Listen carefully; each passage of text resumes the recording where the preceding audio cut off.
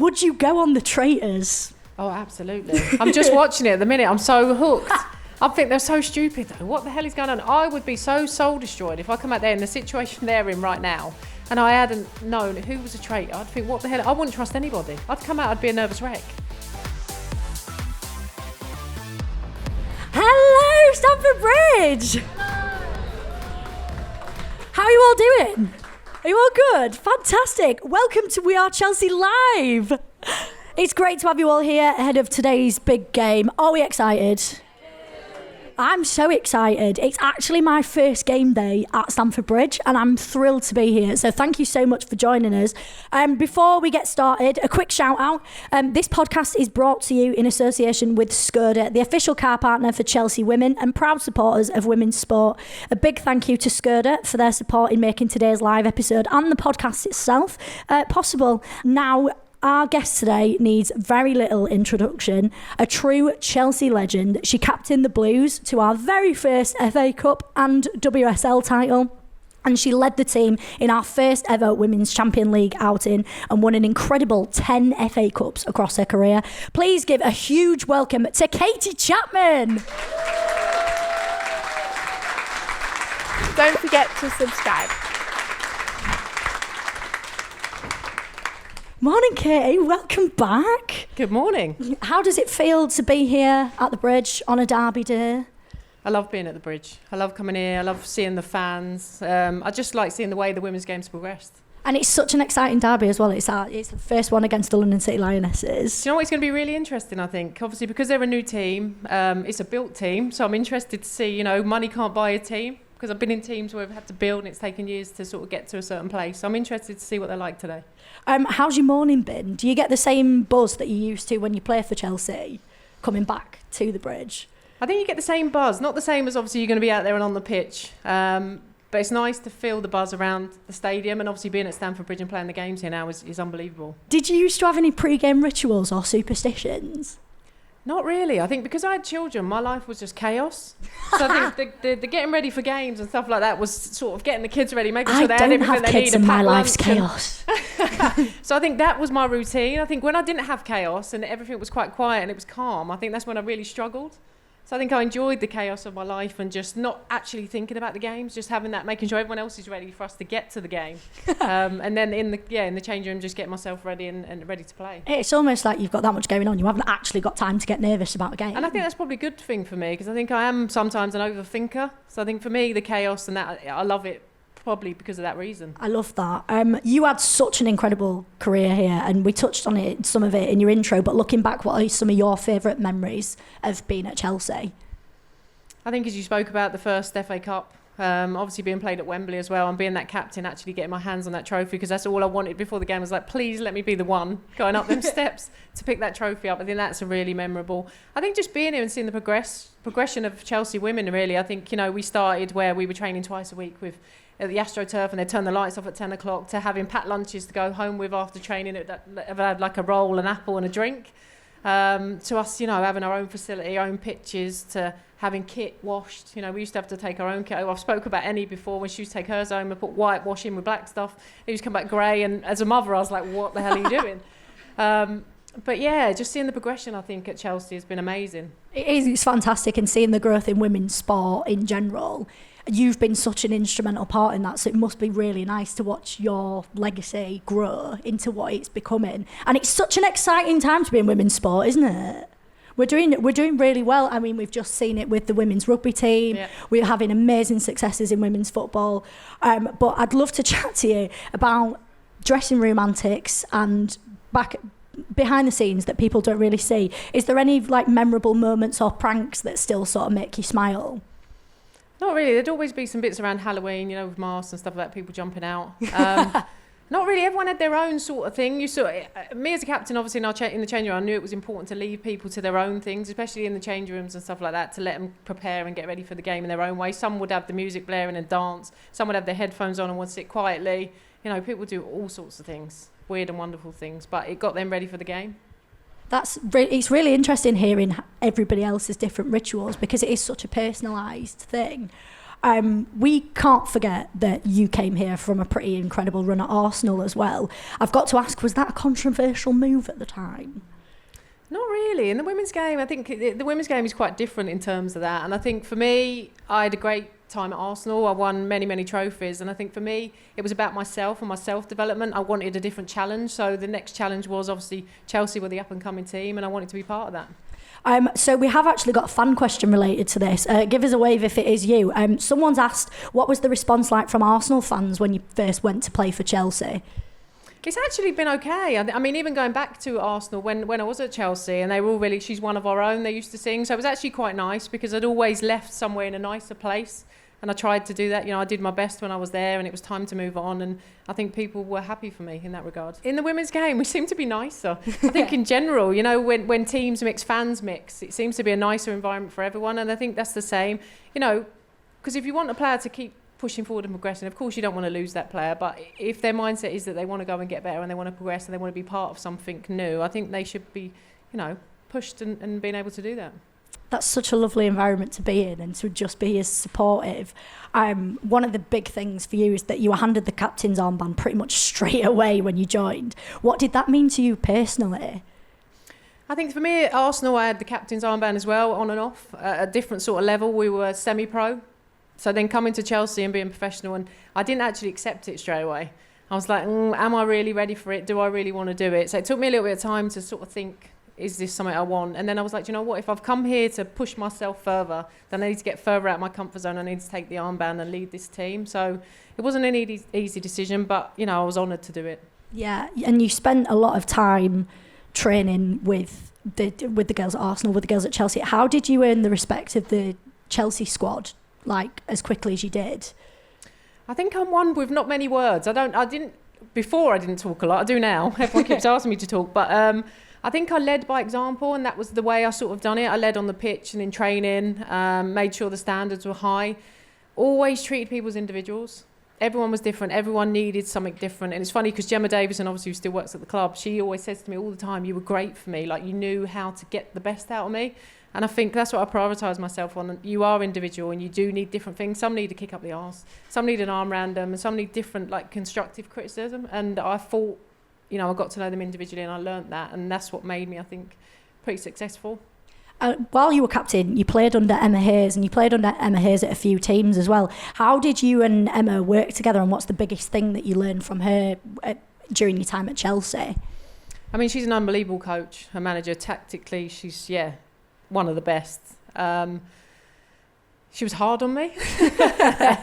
And sometimes, you know, players wanted to send me like lamb to the slaughter to ask questions, and I was like, absolutely not. If you want to ask that question, you go yourself, because I know if I go in there, it's going to be an absolute no, and I'm not going to put myself... You've become the older sibling. Like, send the older sibling first, they get the brunt of it. I was like, absolutely not. Any other question that I think, warrant, you know, might get a maybe, I'll go, but no. Sometimes it was... But we built that relationship, obviously, as you say, over many years at different clubs, and I think there was a mutual respect between us, and listen, we were both absolute winners, and you know, being at Chelsea, that's what we wanted for this club. Yeah, it's the partnership between you two is absolutely legendary, and it must be fantastic to look back on. What was your favourite aspect of working with Emma? I think how much she sort of taught me. I think she's really good at the other side of the game, not just the tactical side and on the pitch. She's a really good people's person, and I think she dealt with players and squads really, really well, and everyone felt valued within the team, and I think that's probably her biggest strength. Fantastic. We're going to chat life after football, because as amazing as all your football achievements are, you've got a fantastic career in your own rights.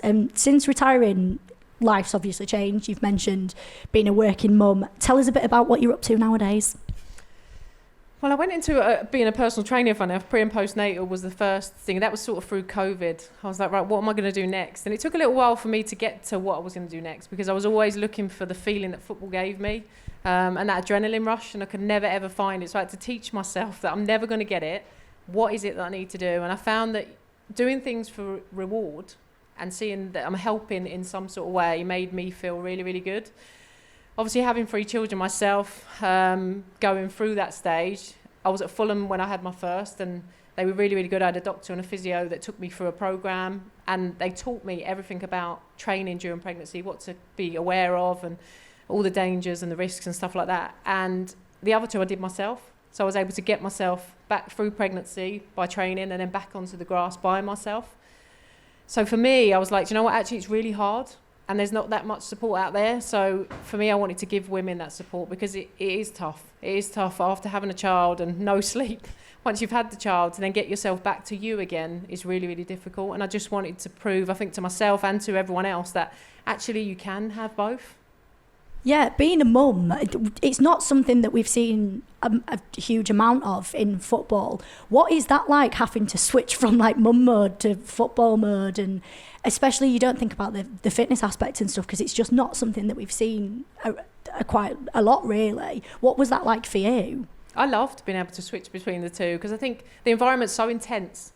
And being in football, it can engulf you completely. So the fact that I could go and put everything into my training and then I could go home and I could just be mum and just do something else. Like for me, that was, I think it kept my career where it was and it kept me going and kept the hunger, obviously, for me to play football. Do you boys play football? They all play. That's where my mum's taxi I am now on the weekends. And speaking of you boys playing football, you've recently started your own podcast, which has got a really heavy pivot onto grassroots. Yeah. What inspired that and what is that all about?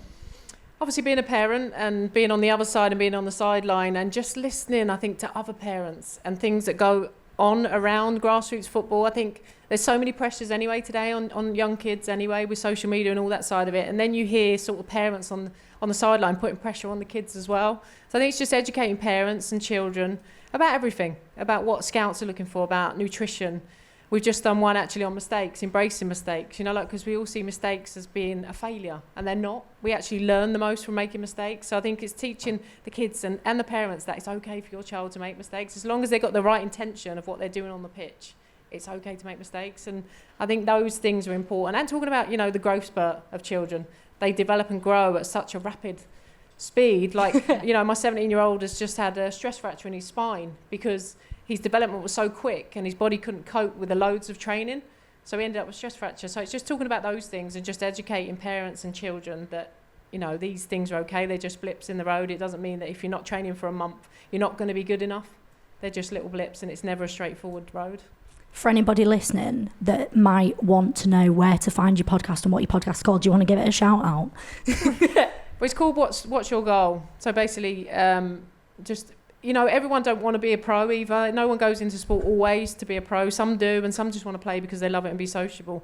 But, you can find it anywhere.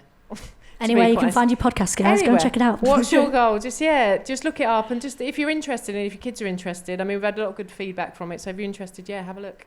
And going back to you being a personal trainer, pre and postnatal, what's the training for that like and how long did it take to qualify?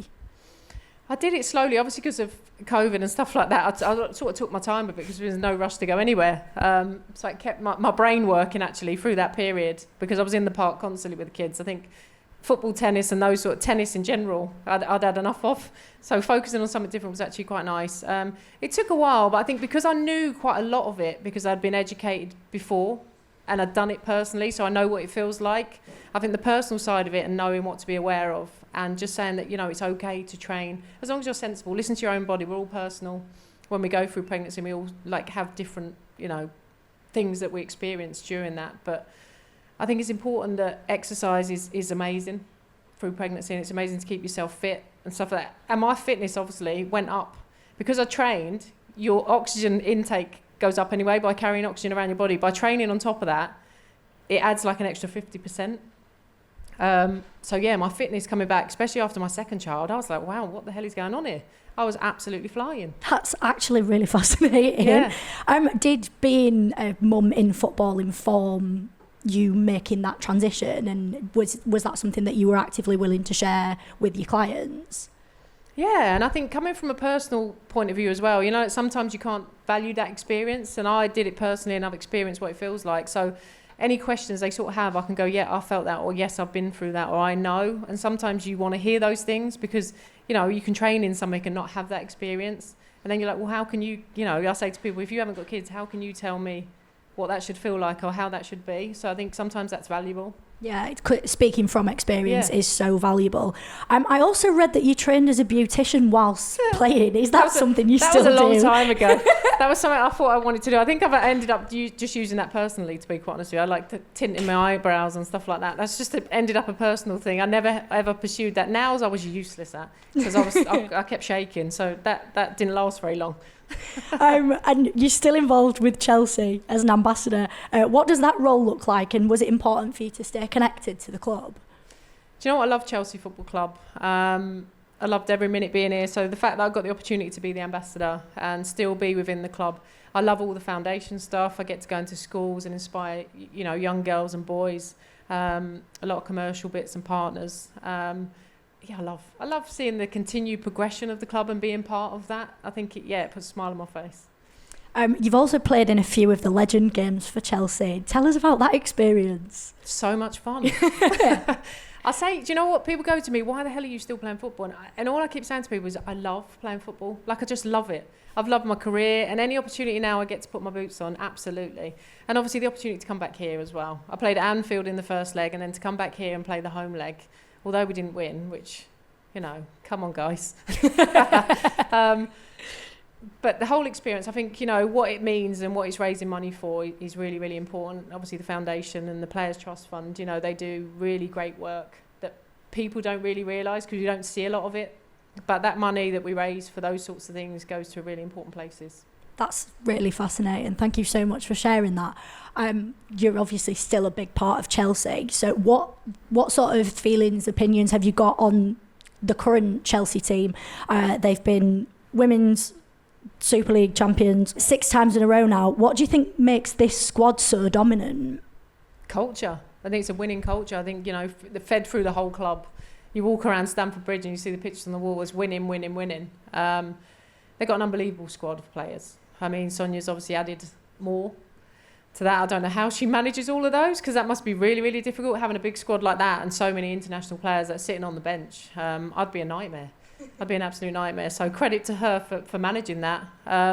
They are just serial winners. You've got Millie in there as the leader as well, and the captain, absolute winner. What a squad. Is there anybody that stands out to you right now, or any players that you're particularly excited by? Ellie Carpenter, I liked when she played at Lyon. She was one of my favourites there. I was like, oh my God, she gets involved. She's always, I don't think she stops running. Alyssa Thompson, who's just been added, I mean, she looks like a really bright spark at the minute. I'm still waiting to see Germa as well. She's one that I want to see on the pitch. I'd love to watch her play because she's so composed, so relaxed on the ball. So I'm excited to see her. And listen, all the, you've got your Aarons, you've got your Millies that have been there forever. And they're always the heart of Chelsea. Alyssa and Naomi, we had on the podcast a little while back. They are so fun as a team as well, and you can so tell there's a lovely level of camaraderie between the girls. What do you think of Sonia's influence on the squad? I think she's brought something different to the team, hasn't she? I think, lucky her, she was left with a really good squad of players anyway, and then being able to add to that more quality and more international players. I've never actually worked on Sonia. I've obviously played against her when we played international games. But I think she just brings something else. She's come from a winning culture. So what a person to bring into the club who's going to continue to take the club forward. Yeah, we've talked about, obviously, this winning culture. Have you noticed any other differences in general squad culture compared to when you were playing? I haven't been in and around the environment, so I haven't been in that end of it, so I don't know how that all sort of goes. I feel a little bit awkward now anyway, because when things change and you go back into something, it's completely different. So it feels a little bit uncomfortable anyway, but listen, I'm sure she's still driving that culture and that winning standard, hence, on the pitch they're getting results. Yeah. Is there any players who remind you of yourself or your former teammates from watching games? Millie's always been the one. I think I've spoken about it every time. When they brought her to the club, I was like, oh my God.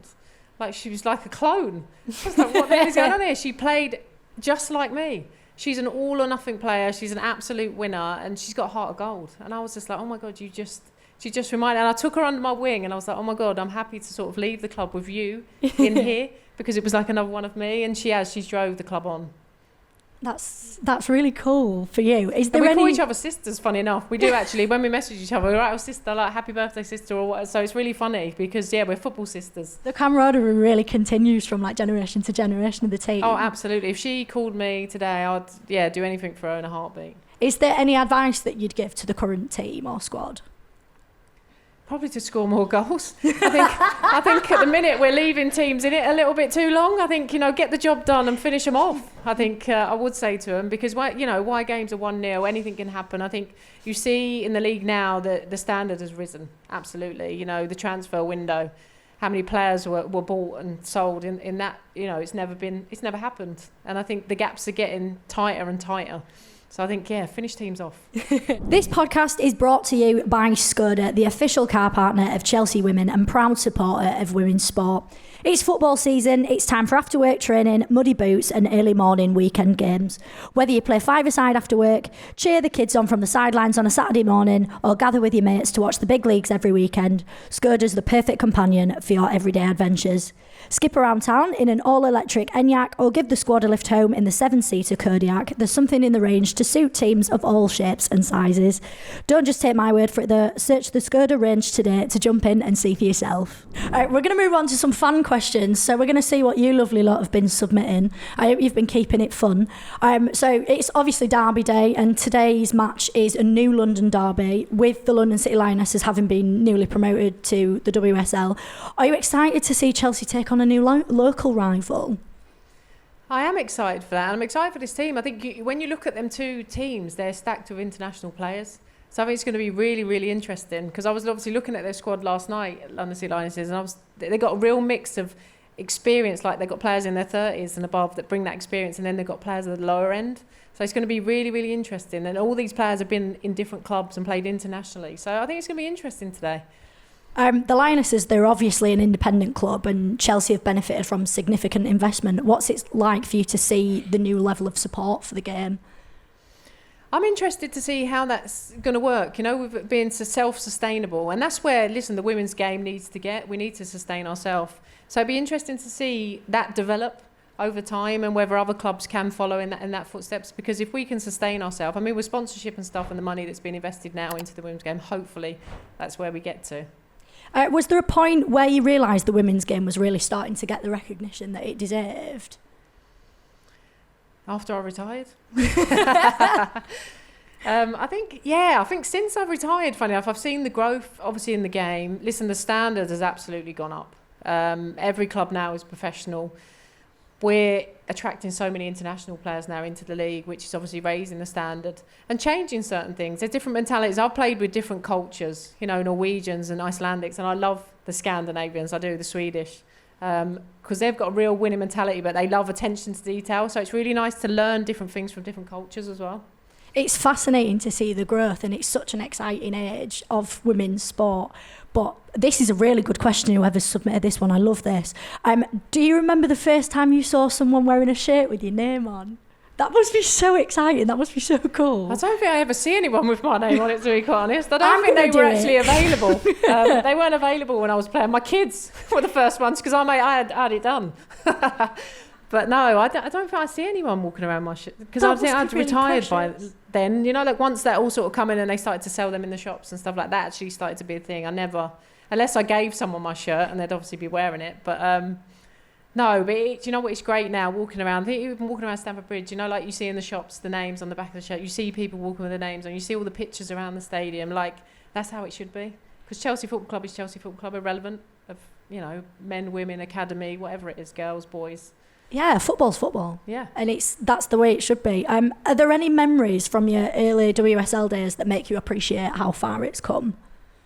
I think probably, going back when I played in my first FA Cup at 14, I think, and I think there was one man and his dog there. No, I think it was about 3,000 people. So seeing the development and the growth, even in the league games now, they're the games that we didn't have many people coming to. I think when you look at, either Stamford Bridge or Kings Meadow now, and we're filling that up, especially Kings Meadow, we're filling up. It will continue to keep growing. Talking of the differences in people referring to men and women's football differently, do you have any advice on how to respond when someone criticises women's football and compares it to the men's game? Don't compare it. I think that's the key, isn't it? You know, there's no comparison. We are men and women. We're completely different. Our makeup's completely different. The way we play is completely different. And I think just treat it as football. Don't treat it as men and women. Don't look at that part of it. Just treat it as football. What do you think could be done in women's sport to help change that attitude? I think just keep progressing. I think the way it's going, keep having the conversations. I mean, I get on, trains and tubes now, and I see little boys and men talking about the women's game, and they're not talking about it as, it's crap, or it's, I don't like watching that. They talk about it differently in terms of, they might say it's not as quick and we're not as physical as the men, but there's a different side to it, which is more tactical. So it's nice to hear those conversations, and I think it is changing. And listen, there's always going to be people out there that's not going to like it, and if you don't like it, don't watch it. Simple. There you go, football's football. You heard it straight from Kate Chapman. Is there a player in the current squad that you'd have loved to have played with?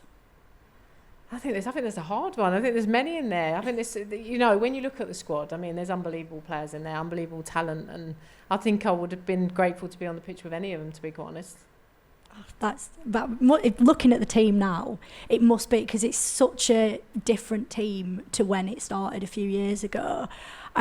What team did you find the hardest to play against when you played? We were always, Man City was the team when we were playing. It was funny because we used to always get those in every semi-final of an FA Cup, like constantly. But thank God we used to beat them. We used to make the final. But they used to be one of the teams that, were definitely one of our bogey teams. What was your favourite trophy to lift? Obviously lifting the trophy at the home of English football at Wembley. The FA Cup there as the captain was a pretty memorable moment. That is pretty memorable. You've lifted a trophy at Wembley. I lifted my Year 9 science one.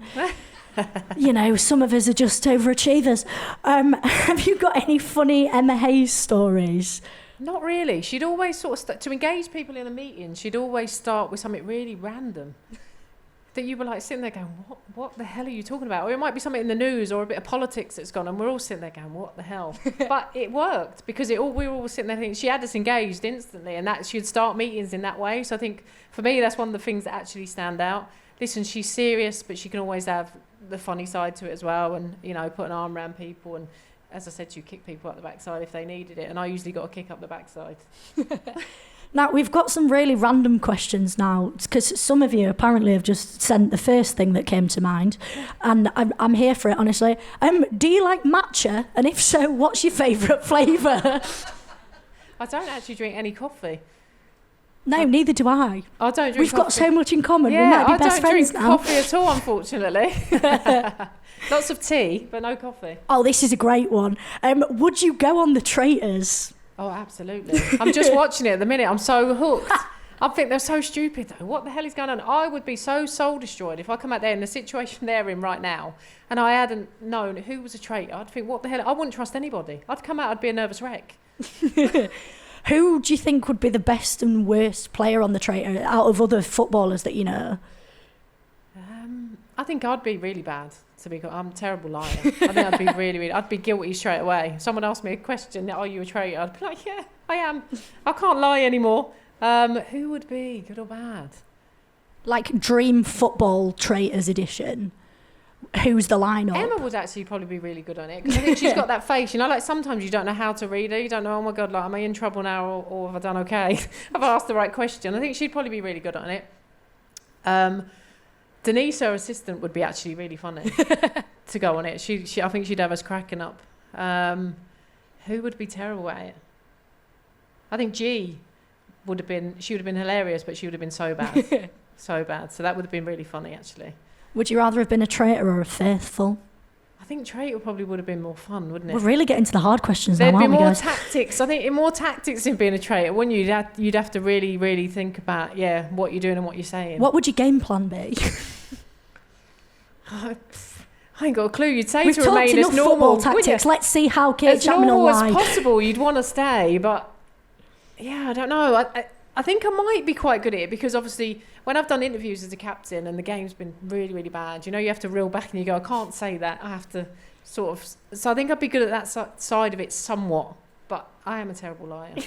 So I don't really know what my tactics... I don't think they'd actually work in there, because I think you'd have to figure it out as you went along. Oh, we're really getting to some hard-hitting journalism here. Who do you like more, Busted or McFly? I don't really know. I can't say I really listened to either. I'll probably say busted, maybe. I don't know. Ask my kids. Which member of the team would you have trusted most to fly the team plane to an away match? Who said that? That's a really funny question. What's your name? Millie. Shout out Millie. Well done, Millie. Do you know I think I would have trusted when we played with Magda Eriksson? Because when she played, she had to know every detail. She was one of them that would ask a question after question, be like, it's done now. Like, please, it's enough. So she'd need to know every detail. So I think she'd know it down to the T. So I think she'd be able to drive it. So we've got a lovely question here about grassroots football. What advice would you give to 9-year-old girls in grassroots football that are aspiring to play for Chelsea as they develop? That's a really nice question. I like that one. Do you know what I always say to my kids? It's about having fun.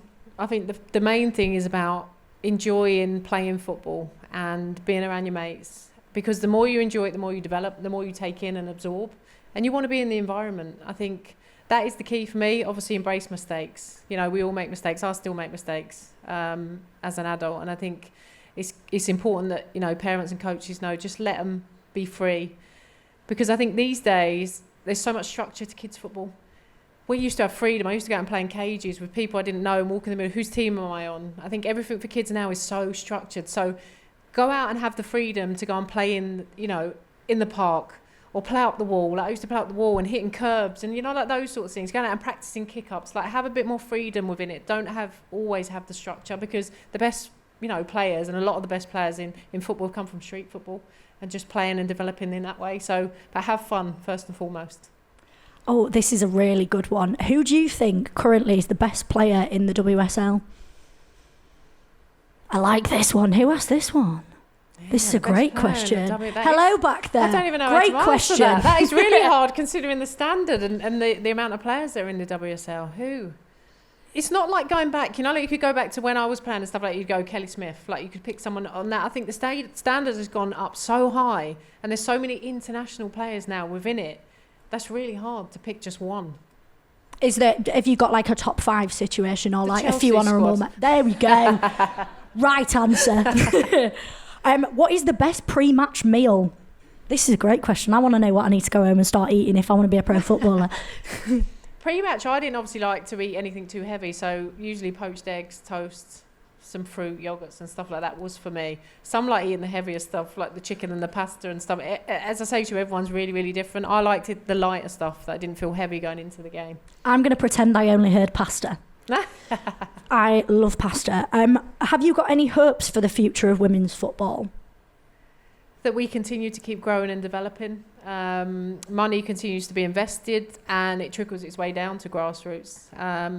And allowing girls to have the access to more football, because I think we still haven't got enough in every club. You know, like you can go to a club and every boy can join the club, whereas every girl can't. Sometimes they have to go, and if they want to be in a girls' team, they can't. They have to join in with the boys. And I think it'd be nice to have the option that they can go to a club and actually be part of a girls' team. I love that. Let's get more girls in football. Fantastic question. What's on your training playlist? I listen to a lot of garage. Do you? Yeah. I'm a garage girl. That feels like the confession of the century. I'm a garage girl and always have been. It's funny because my kids go, "What the hell is this?" What's your go-to? What's your give me the track list? Listen, my memory these days is not great. I've got the fingers on there. I can't remember what happened yesterday these days. But UK garage playlist is usually my go-to to get me sort of going. Other than that, I then go old school, I'd go ABBA, and my kids are like, what the hell? I make them listen to smooth radio in the car. But also History. I can put History on, and it's like... it's a banger. Yeah. Absolute banger. Give me that. Give me a bit of greatest hits. Yeah, in the disco. Oh, this is a fun one. Obviously, it was Halloween yesterday, and you mentioned some of the girls being silly and wearing masks. What's been your best Halloween costume you've ever worn? Please, I haven't actually worn that many. I used to enjoy dressing the kids up, so I spent more time, I think, dressing them up and doing their makeup than actually sorting myself out. I did own a witch's dress at one point, which my kids say I am a witch every now and then, you know. So I think I live up to that. But yeah, that's probably a witch's one that was completely ripped to shreds and had a hat with a wig. Yeah, it's quite nice to put a wig on because I feel like someone new. I love a wig. Yeah, different hair colour. It's like, ooh. Oh, I love a wig. I'd love the ability to put a wig on every day and not have to do my hair. We're gonna bring it back to the game to finish the podcast off. Who do you think the key players are to watch this afternoon?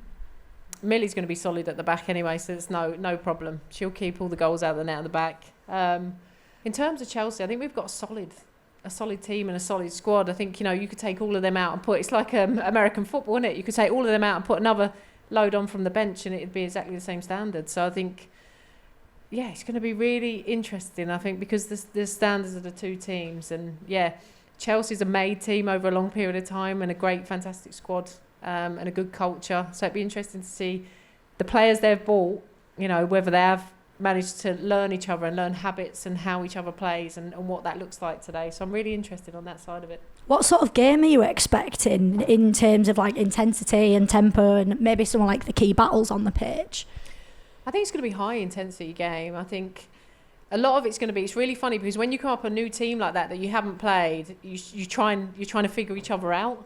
So I think it's going to be interesting in that regard. I think it might start quite quick and take a little bit of time to settle down. But I think once it does, I think there's a lot of quality on that pitch. So I think it'll be a good game of football. Have you got a score prediction for us? I'm going to say 2-0 Chelsea. I'd like them to score more than that because, as we said, get the game done.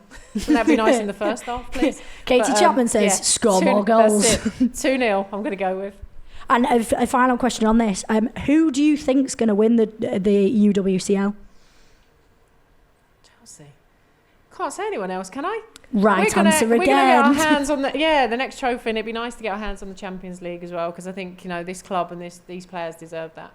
It has been absolutely fantastic chatting to you today, Katie. Thank you so much for joining We're Chelsea Live. Let's give her a round of applause. Thank you.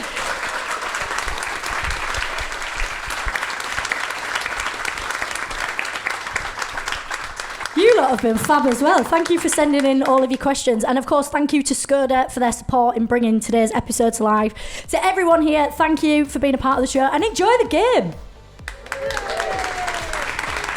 Come on, you Blues.